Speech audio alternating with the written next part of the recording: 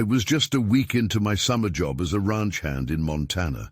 I thought it would be a nice break from city life. I was 34, tired of the noise, and figured the ranch's quiet would be refreshing. The first few nights were peaceful. The stars above felt like a blanket. Then came the second night. That evening, I heard a loud noise near the cattle pen. Something big was out there. My heart raced. I grabbed my flashlight and stepped into the cold, still night. As I got closer, the noise faded away. The pen was unnervingly silent. I shone my light around, but nothing seemed out of the ordinary. I shrugged it off, but that uneasy feeling crept back in. As the days passed, things got weirder. Cattle went missing, and I noticed strange footprints in the dirt that led into the bushes but never back. I asked some of the other guys about it, but they exchanged nervous glances. It was like I had opened a door they didn't want to walk through. One night around midnight I was on break. I heard whispers, soft and eerie. It felt like the wind wanted to share something. I stood still, straining to listen, but the whispers stayed just out of reach. Shaking my head, I convinced myself it was nothing, but I couldn't shake the feeling of being watched. One afternoon, I was in the fields when I saw a shadow dart behind the barn. I rushed over, but there was nothing there, just the quiet and that unsettling feeling wrapping around me. Then one night while I sat on the porch, the whispers returned. They were louder, almost pleading. I jumped up and ran towards the cattle pen, but it was empty, not a single cow in sight. My hands trembled, and coldness seeped into my bones. Suddenly, I heard someone whisper my name. Mark. I froze. I spun around, but no one was there. My stomach twisted. A heavy wave of dread washed over me. I didn't know what I was dealing with, but it felt wrong.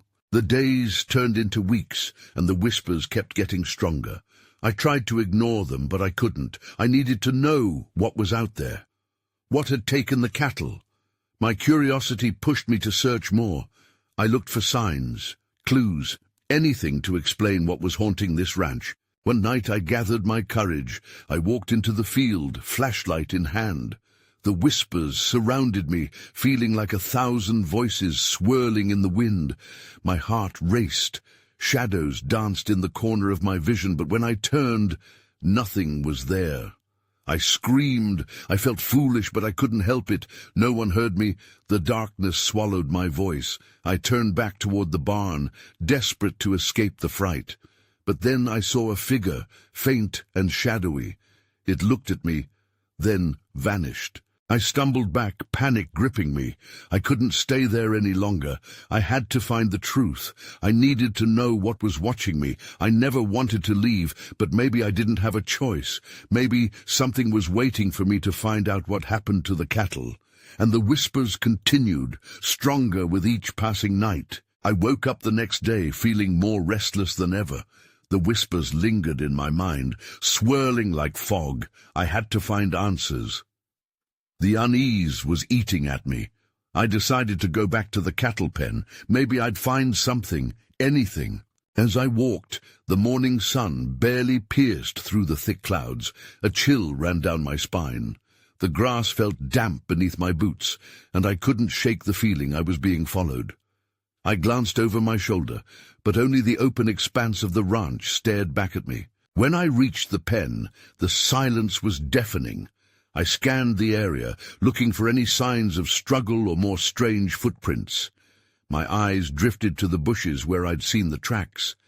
That's when I noticed something gleaming in the grass. I pushed through the thick underbrush and picked it up. It was a small metal tag, something that looked like it belonged to a cow. My heart sunk. Where were they? That's when I heard it again, the whispering, only this time it was different. It felt urgent, like a warning. "Help us," it seemed to say. The voice was clearer now, and the sense of dread deepened. I felt a pull, as though the sound was guiding me somewhere. I followed it, stepping over fallen branches, deeper into the woods. Everything about it felt wrong. The air thickened, and shadows skewed under the tangled canopy. I reached a clearing, where the sunlight barely broke through. The whispers intensified, swirling around me like a cyclone of voices. "Help us!" Panic bubbled within me. What was happening? Then I saw something. To my left, an old well stood, its wood rotting and ivy crawling over the sides. The whispers were louder now, more desperate. I hesitated, afraid of what I might find. What if whatever haunted this place was tied to the well? I took a step closer, and the well seemed to breathe. The air grew colder. I leaned over to look inside, but the darkness was deep, impossible to see through. I felt a presence, something behind me. I turned quickly, but there was nothing. Just the rustle of leaves and that haunting whisper, more insistent now. "Help us!" I needed to escape. I backed away from the well, my heart pounding in my ears. Just then, I saw it again, a flash of movement in the corner of my vision. I turned and saw the shadowy figure from the night before, this time clearer, standing at the edge of the trees. It beckoned me closer, an open palm extended as if inviting me to follow. A rush of fear shot through me. Who, or what was it? This felt like a trap, but something compelled me. I took a step forward when from behind me something heavy fell. I whipped around to see the wooden cover of the well crash to the ground, the sound echoing through the clearing. The whispers crescendoed into a scream. A collective "help us" engulfed my senses. My mind screamed that it was time to run, but my body wouldn't move. I was frozen, caught between the shadow and the growing heaviness of the moment. Then everything went dark. I felt a rush of wind cutting off my breath. I couldn't hear the whispers anymore. All I could feel was the suffocating silence wrapping around me. I came to with a start, gasping for breath. The darkness around me was thicker than before, like being trapped in a heavy fog. My heart raced as I tried to make sense of what had just happened. Was I still in the clearing? I blinked several times, willing my eyes to adjust. Slowly, outlines began to appear. I was lying on the ground, my hands pressed against something cold and hard. Glancing around, I realized I was still near the old well, but it felt different now, like the air itself carried weight. My body felt heavy, and panic surged. I pushed myself up, shaky but determined to escape whatever this place was turning into. As I stood, the whispers returned, more coherent now. "Help us!" they pleaded. My instincts screamed to run, but I was rooted in place, trying to trace the source of the voices. I turned toward the well, its open mouth looming ominously in the shadows. I could just barely make out a faint glow emanating from deep inside. I forced myself to step closer, driven by an urgency I didn't understand. The darkness wrapped around the well felt alive. I leaned in, peering over the edge, and my breath caught in my throat. The glow pulsed like a heartbeat. I squinted, trying to see deeper, but the well only seemed to expand into an abyss. Suddenly, a sound echoed from within, a rustling, like something shifting. My heart raced again and adrenaline flooded my veins. Were the cattle trapped down there? I couldn't be sure. I needed to know. I fumbled in my pocket for my phone, hoping the flashlight would cut through the darkness. Just as I turned it on and aimed it into the well, I felt a cold breeze sweep past me, snatching away the warmth of the day. My light flickered over something. No, someone. A figure emerged near the water's edge, their eyes wide and pleading. "Help us!" they cried, their voice a mix of desperation and something darker. It was the same whisper, now unmistakable. I dropped my phone, the light bouncing wildly off the stony walls of the well as it tumbled down into the depths. Before I could react, the figure lunged upward, as if pulled by an unseen force. I stumbled back, my heart pounding as I realized it wasn't a single person. Faces emerged in the stone, trapped and twisted with fear, mouths open in silent screams. My breath caught again, panic thrumming through me. I took a step backward, the whispers now a cacophony of cries. They were all around me, swirling through the air. Desperate for escape, I turned to run, but that shadow from before stood in my path. It was closer now, just beyond the trees, its hand still extended toward me, as if it wanted to lead me back. I had heard enough. I bolted back through the clearing, branches scratching against my arms, the whispers fading behind me, but the eyes still watching. I didn't stop until I reached the pen, my breath coming in ragged gasps. I needed to tell someone, anyone, about what I'd seen, but the ranch felt utterly empty. The familiar smell of the hay and cattle brought no comfort. My mind was racing. If the well was a trap, what was trapped below? And what did that figure want from me? Breathing heavily, I glanced back towards the woods. I knew I had to return. I had to find out what was truly going on. But as I turned away, I felt that familiar chill creeping along my spine. I wasn't alone. The shadows stretched longer, darker, and a memory of the whisper echoed faintly. "Help us." A new urgency settled in my chest. I had to uncover the truth, before it was too late. I waited until night fell, before I ventured back into the woods. The ranch remained still, the only sound being the rustle of leaves in the breeze. I felt more alert, hyper-aware of every creak and crack around me. The well was calling me, and I couldn't ignore it. Armed with a flashlight, a heavy flashlight that I hoped would fend off whatever darkness lingered, I crept through the trees, each step taken cautiously.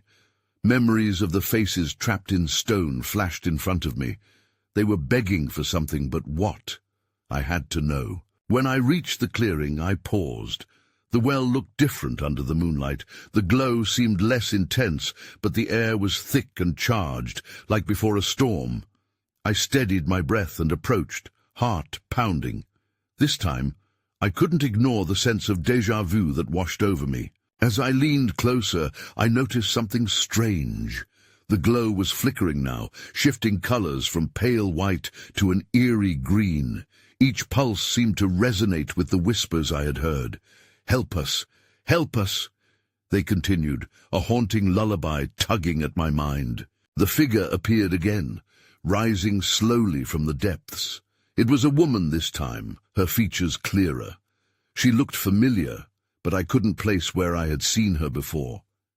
"You have to help us," she said, reaching up.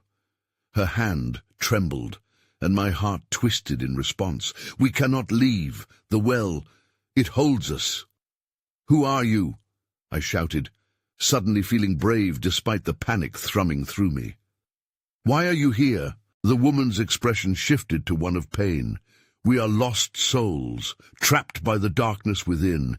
You must understand, it's not just a well, it's a barrier between our world and yours." I stumbled back, absorbing her words. My thoughts raced. How many more were down there? The cattle, perhaps. But the urgency felt bigger, darker. I needed answers. "What happened? Why did you come here?" "It was the promise of the land," she whispered, mouth trembling.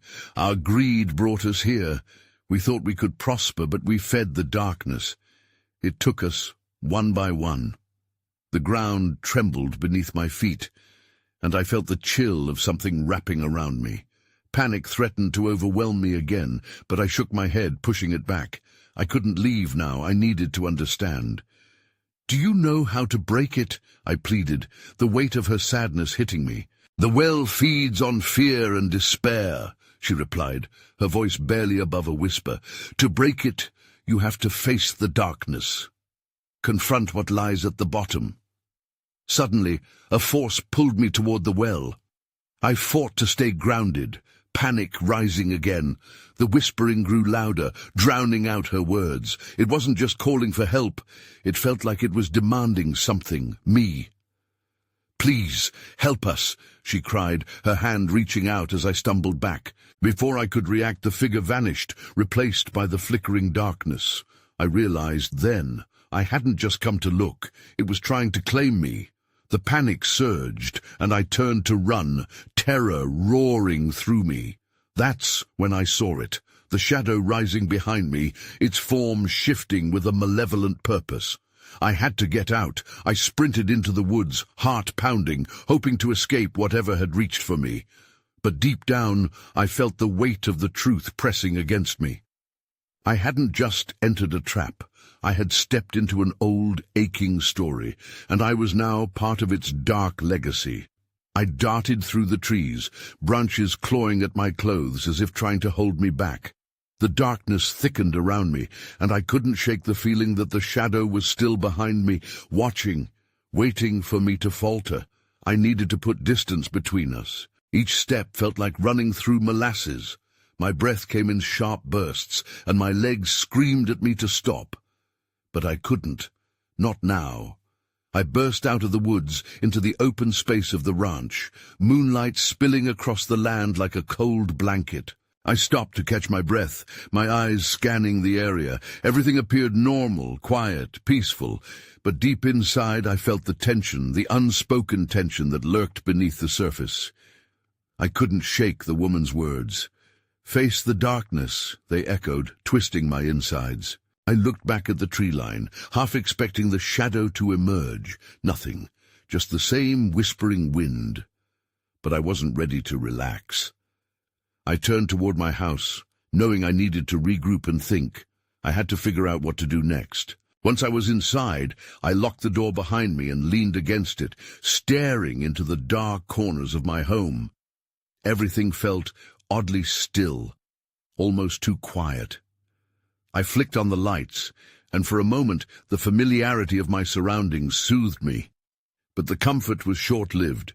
The well was still there, haunting my thoughts. I retrieved my phone and started searching for any information about the land and its history. I had to understand what I was dealing with. As I scrolled, I stumbled upon an article titled "Cursed Land, the Dark Legacy of the Old Ranch." My heart dropped. The article told of previous owners who went missing, families ruined by despair, and strange occurrences that plagued the property. I read about a group that attempted to confront the well years ago, claiming they saw figures trapped below, much like the woman I had encountered. They had all vanished. Suddenly, a loud crash echoed from outside, jolting me from my thoughts. I peered out the window, squinting into the dark yard. The shadow seemed to darken the area beneath the trees. My pulse raced. Was it the same shadow? I grabbed my flashlight and stepped outside, the cool night air biting at my skin. With shaky hands, I shone the light toward the source of the noise. A fallen branch lay across the path, but as I approached, that's when I saw it. A small figure, huddled beside the well. I hesitated, unsure whether to call out. Was it another lost soul, or had I awakened something else? I quickly advanced, the flashlight illuminating the way. But as I neared, the figure straightened up, and I froze. It was a young boy staring back at me, his eyes wide with fear. "Please, help us," he echoed the woman's plea. "You have to get us out." Before I could respond, the wind shifted, carrying whispers through the air, and the ground trembled beneath my feet. I realized I had stepped into a much deeper part of the darkness, and now the stakes were higher than ever. I stepped closer, my heart pounding. The boy couldn't be more than 10, with tangled hair and dirt-streaked cheeks. "What do you mean? Who are you?" I managed to ask. "They're trapped," he replied urgently, glancing nervously over his shoulder. "We can't get out. You have to help us." He gestured wildly toward the well, his little hands trembling in the moonlight. I wanted to reach out and comfort him, but fear gripped me. "Who's trapped? How do you know this?" He shook his head, clearly scared. "They're below the well. I can hear them. I see them when the moonlight shines." His words drifted into silence, as if the night itself were afraid to hear him. My mind raced. The well, the stories I had read echoed back in vivid detail. The group who had vanished had claimed they saw figures trapped there. I blinked, caught between skepticism and an eerie certainty. "Are you one of them?" "No," he exclaimed, his voice urgent. "I'm just trying to help. You're different. They know you're here." Suddenly, an overwhelming chill washed over me. The whispers grew louder, swirling around us chaotically, and I felt an unnatural heaviness in the air. I wanted to run, to escape the suffocating dread creeping closer, but the boy's desperate eyes held me in place. Then without warning, the wind howled violently, the trees bending low as if bowing to something unseen. I glanced past the boy and caught a glimpse of a shadow emerging from the well, a dark, writhing figure. My instincts screamed at me to flee, but there was something about the boy that made me hesitate. "Wait!" I shouted, trying to pull him away from the well's edge, but he didn't move, gazing wide-eyed at the darkness. "You have to see!" he urged, as if compelled by something other than fear. I swallowed hard, instinctively stepping back as the air thickened with a stench I couldn't quite place. My flashlight flickered, casting feeble beams that barely penetrated the gloom. The shadow twisted like smoke, forming shapes I couldn't identify, each one more terrifying than the last. "Help us!" The boy's voice rose in pitch, desperate and pleading. "You have to break the curse." "Break the curse?" I echoed, confusion rushing in. "How? What do you mean?" "Find the stones," he said urgently. "They keep us trapped. You'll see them. Just look." I hesitated, my heart racing. What stones? I thought of the stories again, mention of stones surrounding the well, hidden and forgotten. But where? "What stones?" I asked, my voice tinged with fear. Before he could answer, the figure lunged toward us, and the wind exploded in a deafening roar. I yanked the boy to safety, dragging him back as I stumbled, my mind reeling. The well began to glow with an eerie light, the darkness boiling around it, as if I had opened a portal to something sinister. Then, without a sound, everything went dark. As the darkness closed in, I felt the weight of that infinite void pressing against me. I couldn't see the boy, nor could I hear anything but my own ragged breathing. Panic surged, and I flailed instinctively, searching for something solid to ground myself. Just when I thought I might scream, a cold breeze brushed against my skin, whispering through the stillness. Then, as suddenly as the darkness fell, a faint flicker of light appeared, like a distant star breaking through the fog. I squinted, trying to make sense of what lay before me. "Stay close!" I called out, even though I had no idea where the boy was. I took a cautious step forward, my heart still racing. The light grew stronger, and soon I realized it was coming from a cluster of rocks nearby. They shimmered under the moonlight, glistening like gemstones scattered across the ground. "Look!" I heard the boy's voice, and the sound broke through my swirling thoughts. He rushed over, his face filled with urgency. "Those are the stones!" I stared at the strange rocks, feeling drawn toward them. "What are they? How do they help?" I asked, kneeling down to inspect them. "They hold the curse," he said breathlessly. "If we can remove them, they will be free." The shadows shifted around us, and I could sense a cold presence creeping closer. I picked up one of the stones, its surface smooth and warm in my palm. For a moment I felt as if the world had tilted, and a rush of images flooded my mind, fragments of lost souls reaching for freedom, faces twisted in despair. I dropped the stone, overwhelmed. "What was that?" I gasped, looking at the boy. "Did you see?" He nodded, his expression serious. "You have to keep going. There are more. We need to find them all." As he spoke, a deep rumble rolled through the air. The well began to shake violently, the ground beneath us trembling as if something were awakening below. I could feel the urgency pulse around us, thickening the air and drawing my attention back to the stones. "Where are the others?" I asked quickly, scanning the area. "How many are there?" "I don't know," he admitted, "but they're nearby. Just listen." I closed my eyes, trying to center myself amid the chaos. The whispers were back, intertwining with the wind. I strained to hear something, anything that would guide me. And that's when the ground beneath us cracked open. A bright glow erupted from the earth, illuminating the darkness and revealing shadowy figures within the light. My heart sank. They were the trapped souls, the ones the boy had spoken of. Their faces were intent, filled with desperation. "We're running out of time," I exclaimed, fear clawing at my throat. "We need to act." I looked back at the boy, but he was already sprinting toward the glowing fissure, his small frame determined against the chaos surrounding us. I followed, propelled by a mix of dread and hope. I didn't understand what was happening, but the urgency in the air compelled me forward. With every step I could hear their voices intertwining, growing louder. "Help us! Free us!" they cried in a haunting chorus, sending chills racing down my spine. Then with a sudden flicker everything shifted. I hesitated. "Wait!" I shouted, but it was too late. The shadows converged around us, blocking my way, and I felt the pull of the well's darkness tighten its grip once more. There was no more time. I had to choose, and in that moment I saw a figure emerge from the depths as if it were waiting for me to decide. As the figure stepped into the light, my heart raced. It was tall and shadowy, resembling a man but draped in darkness that seemed to pulse with its own life. Fear gripped me, but curiosity tugged at my mind. I felt drawn to the figure, even as I wanted to run. "Don't look at it," the boy shouted from behind me, his voice trembling. "It feeds on fear." I turned back toward him, urgency flooding my veins. "What do we do?"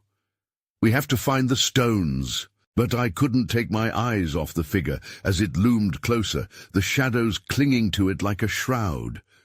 "You're too late," it spoke, its voice cold and echoing around us. "They are mine." The ground shook again, as if the very earth was protesting the figure's presence. I stumbled back, almost tripping over the rocks scattered across the ground. My instinct told me to run, yet something deeper kept me rooted in place. "Help us!" the trapped souls cried, their voices mingling with the wind. "Free us! Just focus on the stones," the boy urged. I took a deep breath and reached for one of the glittering rocks, probably only a few feet away. But as my fingers grazed the surface, the figure glided closer, the shadows twisting menacingly around it. "No, stop!" I yelled, clutching the stone in my palm. The light from the fissure flickered, responding to my fear. The souls within it flailed, their faces contorted in anguish. I could almost hear their screams mixing with those of the boy and the darkness that surrounded us. I felt sweat trickling down my forehead as I turned back toward the boy, desperate. "We have to hurry." "There are 7 in total," he said, glancing back at the figure which was now almost at my side. "We need to find the rest, now." "I don't know where to look," I shouted, feeling the panic rise. "You have to guide me." The figure stopped, hovering just out of reach. It loomed like a predator, waiting. "You can't escape your fears," it taunted, its voice dripping with malice. "I will reclaim what's mine." Before I could respond, I heard a noise, a soft rustling nearby. It was faint, but distinct against the chaos. "Over there! It came from over there." I pointed to a crevice by the well, hidden in shadows. The boy nodded, determination sparking in his eyes. "We can do this, but you have to trust me." With a nod, we sprinted toward the crack, the whispers of the trapped souls urging us on. As we approached, I extended my hand, feeling the warmth of the stone pulsating against my palm as if it were alive. Suddenly, shadows lunged from the depths of the well, reaching for us, grasping and pulling. "No, we won't let you go," they cried. Everything seemed to blur. I could feel the energy shift, the room closing in around me, but I wouldn't let go. Then everything went dark. When I opened my eyes again, I was not alone. Someone else was coming toward me. But who? And was it a friend or a foe? I didn't want to find out, but I had no choice. I blinked hard, trying to shake off the darkness. The world emerged slowly, colors and shapes taking form. I was lying on a rough, cold surface, and my heart pounded in my chest. The boy was gone. Panic surged as I tried to sit up. "Where are you?" I called out, but my voice barely broke through the thick silence. I looked around, squinting. The place was dimly lit, shadows clinging to the corners like they had a life of their own. A figure stood not too far away, cloaked in shadows. My breath caught in my throat. Was it the same figure? Was it back? "Relax," it said, stepping into the light. I flinched as the dimness flickered away. It wasn't that figure. This one was smaller, with messy hair and wide eyes, filled with a mix of fear and hope. "Who are you?" I managed to ask, my mind racing with questions and thoughts. "I'm Sam," the boy said, his voice shaky. "You just fainted. I thought you were gone." "I thought you were gone," I replied, feeling exhaustion wrap around me again. "Where are we?" His eyes darted to the darkness behind him, as if afraid something was lurking there. "I don't know. I woke up here and you weren't with me. It feels different, more alive." "Alive?" The shadows in the room undulated at the word, responding in a way that sent a chill through me. Suddenly the walls began to pulse, and I could hear whispers echoing in the distance. "The stones," I murmured, remembering what the other boy had said. "Where are the stones?" Sam looked at me, confusion mixed with determination. "I think they're close. We need to find them quickly." But before we could move, the air turned cold, and a low growl echoed from deeper within the place. I felt a shiver creep down my spine. It was the same sound I had heard before, growing louder, closer. "Run!" I shouted, adrenaline kicking in. We bolted toward an opening, but it was dark and I could barely see ahead. "We have to get out of here. We can't let it catch us." As we ran, I stumbled across something smooth under my feet. Looking down, I gasped. It was another stone. Its glow flickered like a heartbeat. I picked it up. "Sam, look!" But before I could show him, the growl intensified, morphing into a piercing howl that rattled my bones. The shadows surged, racing toward us with terrifying speed. "This way!" I yelled, pulling Sam toward a narrow passage. Just as we slipped inside, I heard the figure behind us, the voice I had thought we escaped. "You cannot run from what's waiting for you." Terror flooded my veins. I pressed deeper into the passage. "What does it mean?" I muttered, my voice barely above a whisper. "I don't know," Sam replied, trembling at my side, "but it's gaining on us." I turned, trying to gauge how quickly the darkness would close in on us. "We have to find the other stones quickly. There may be a way to stop it." In that moment of fear and desperation, there was a glimmer of understanding. The stones are connected.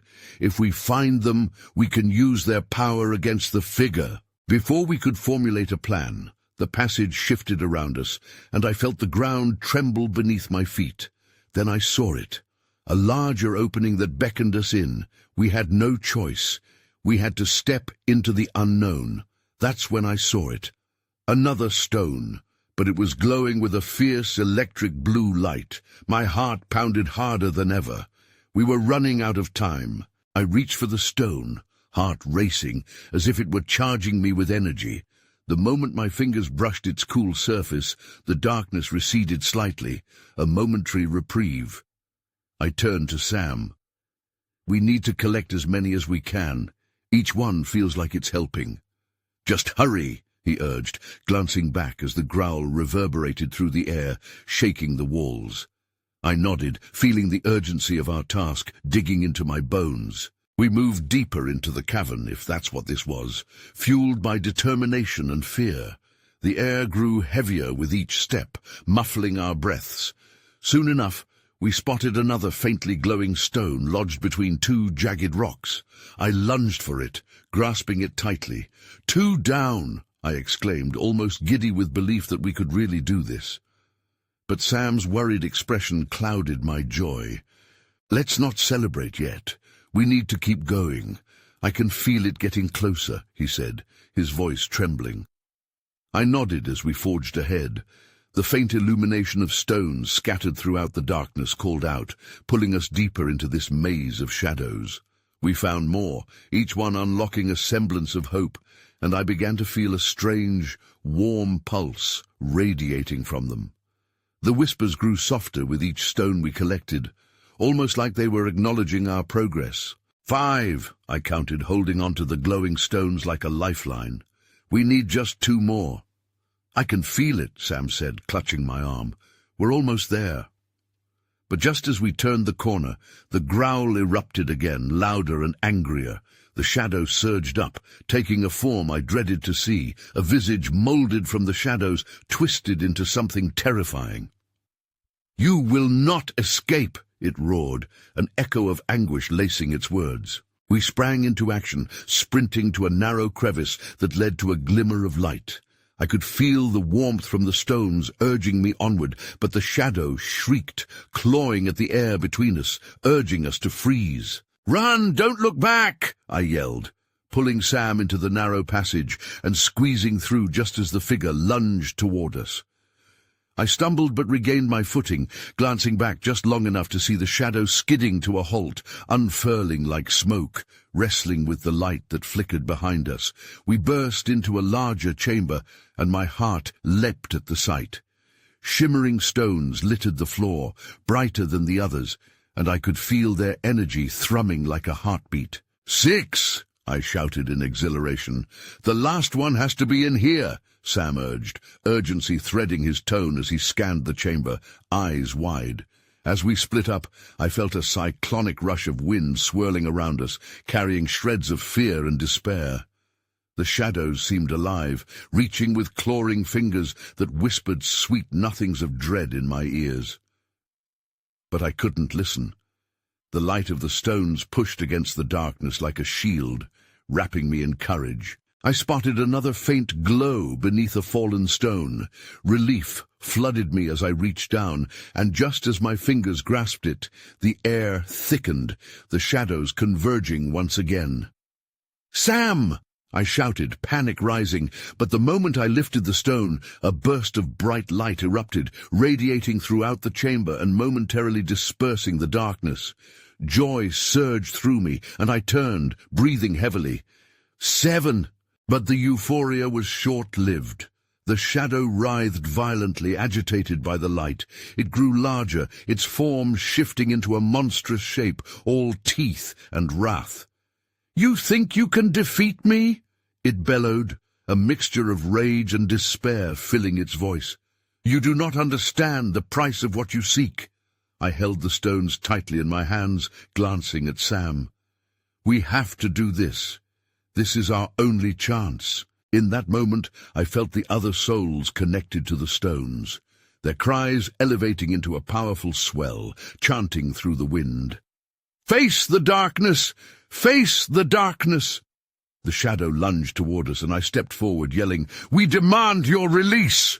Echoes of pain and cries for help reverberated off the walls, flooding my senses. With a surge of adrenaline, I hurled the stones toward the shadow. Each collided with a piercing light, sending waves of energy cascading through the chamber. The shadows shrieked, recoiling from the illumination as they flickered and faltered. "Keep going!" Sam encouraged, urging me to gather more strength. The air thickened as the ground trembled, and the echo of voices combined into a symphony, a desperate plea intertwined with determined resolve. "Help us! Release us!" With the last of my strength, I lifted the final stone, my heart resonating with their cries. "You're free!" I shouted, letting it fly. The glow expanded, enveloping the shadow figure until it began to shatter like glass under pressure, howling in despair as light flooded the entire chamber, and then everything exploded into brightness. When the light receded, I lay on the ground, caught between the dark and light. My heart raced, trying to catch up with everything that had just happened. I blinked several times, trying to make sense of my surroundings. The well was gone, and the darkness that had surrounded us faded, leaving behind the lingering echoes of the trapped souls. But Sam wasn't there. I sprang up, looking around. "Sam?" A flicker of movement caught my eye. I rushed toward it, my breath hitching. The boy stood in the clearing, eyes wide as if he had just emerged from a dream. "Did it work?" he asked, breathless. I took a step forward, heart racing. "I think so. I felt them." A strange unease sank into my chest. I couldn't shake the feeling that something still lingered. The whispers had ceased, but the memory of the shadows lingered heavily against my mind. Just then, I heard a soft rustling behind me. My heart stopped. I turned to see a faint shimmer in the air, a flicker of shadow attempting to weave back into a form. "Are you serious?" I muttered, feeling dread pool in my stomach. "What?" Sam asked innocently. I didn't respond. Whatever had been lurking was still here, still watching. "Let's go," I said, determination filling my voice. As we stepped away from the clearing and back toward the ranch, that lingering feeling stuck to me like an unwelcome ghost. The darkness may have retreated, but the world felt different. Some questions remained unanswered. What had truly happened? Had we really set the souls free, or had we merely displaced the shadows? I took a breath, feeling the weight of it settling over me. I wasn't sure I'd ever fully understand, and in the silence that followed, as I turned to walk away, the wind whispered softly, sending a shiver down my spine, reminding me that some shadows might never leave completely.